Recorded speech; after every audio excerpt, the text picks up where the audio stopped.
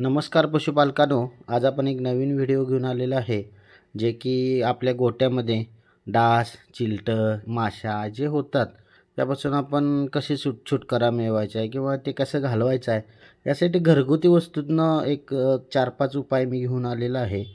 तर व्हिडिओ आवडला तर चॅनल सबस्क्राईब करून ठेवा आणि कारण की असेच आपण व्हिडिओ बनवत असतो।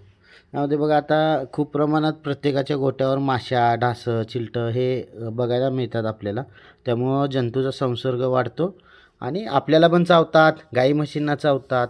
त्यासाठी हा उपाय करणं गरजेचं आहे। आता बघा पहिला उपाय मी सांगतो की काळी मिरची पावडर आहे ती साधारण 1 लिटर पाण्यामध्ये घ्यायची आणि सगळ्या शेडमध्ये आपण स्प्रे करू शकतो। फक्त गाई म्हशीवर करायचा नाही पण साईडनं वगैरे तुम्ही करू शकता। हा एक उपाय करून बघा। दुसरा आहे की आपण जे धूर करतो गाईच्या गोठ्यामध्ये म्हणजे शेणकुटं वगैरे घालून आपण धूर करतो, धूर करायचा त्याच्यावरती तमालपत्र टाकू शकता। तमालपत्राचा पण रिझल्ट चांगला आहे किंवा तुम्ही वेखंड जे आहे आपल्या किराणा दुकानात वेखंड मिळतं ते पण टाकून धूर देऊ शकता पूर्ण गोठ्यामध्ये। त्याचबरोबर दालचिनी आहे, दालचिनी पण जर तुम्ही दालचिनीचं पण धूर सगळ्या गोट्यामध्ये दिला तरी माशा, चिलटं किंवा डास हे खूप एकदम कमी होतात। एकदम 100% होणार नाही पण 1-2 थोडेफार राहतील पण बऱ्यापैकी रिझल्ट चांगला आहे याचा।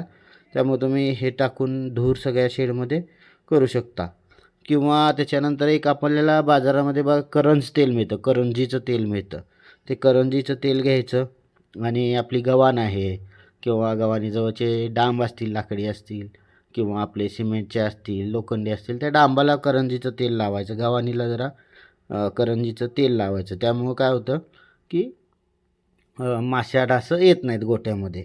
किंवा आपला मुक्त गोठा असेल तर त्याचा स्प्रे वगैरे पण करून तुम्ही मारू शकता करंजीचं तेल किंवा लवंगाचं तेल असतं, लवंग तेल पण मिळतं बाजारात बघा, ते पण तुम्ही सेम त्याच प्रमाणात गव्हाणीला वगैरे लावू शकता, डांबांना वगैरे लावू शकता। हे अशा प्रकारचे आपण उपाय करू शकतो। किंवा अजून एक उपाय आहे की जे आपलं लिंबू असतं, लिंबू चिरायचं, त्याचे 2 भाग करायचे आणि त्यामध्ये लवंगा खवायच्या। लवंग जे आहे ती लवंग सगळ्या त्यात खवायच्या, एक 4-5 लवंगा खवायच्या अर्धे लिंबूमध्ये आणि ते गोट्यामध्ये ठेवायचं। त्यामुळे माशांचा प्रादुर्भाव कमी होतो। तर असे घरगुती उपाय आहेत, करून पहा, रिझल्ट 100% येईल।